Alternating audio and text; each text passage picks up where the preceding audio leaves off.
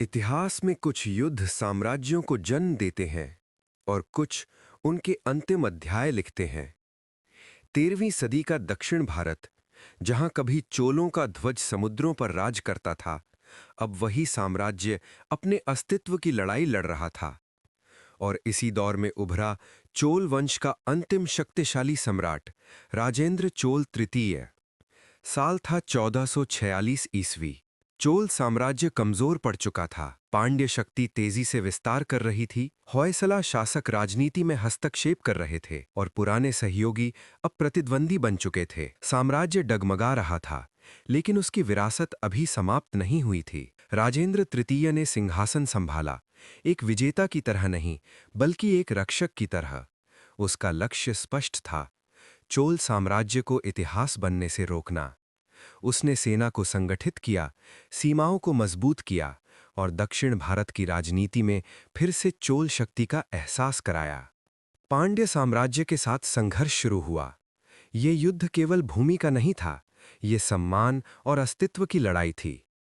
कुछ समय के लिए राजेंद्र तृतीय ने चोल साम्राज्य में नई ऊर्जा भर दी। विद्रोह शांत हुए और साम्राज्य ने एक बार फिर सांस ली।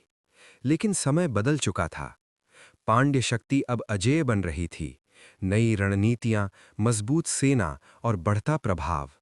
धीरे धीरे चोलों की सीमाएं सिमटने लगीं। जहां कभी चोल नौसेनाएं समुद्रों की स्वामी थीं, अब वहां नई शक्तियों का प्रभुत्व बढ़ रहा था। इतिहास का संतुलन बदल रहा था। राजेंद्र तृतीय ने हार नहीं मानी। वो अंत तक लड़ता रहा, युद्ध में, राजनीति में और सत्ता के हर मोर्चे पर। लेकिन कभी-कभी राजा की इच्छा भी समय की धारा को नहीं रोक पाती। 1279 ईस्वी के आसपास चोल साम्राज्य इतिहास का हिस्सा बन गया। 3 सदियों तक दक्षिण भारत पर शासन करने वाला महान वंश अंततः समाप्त हो गया।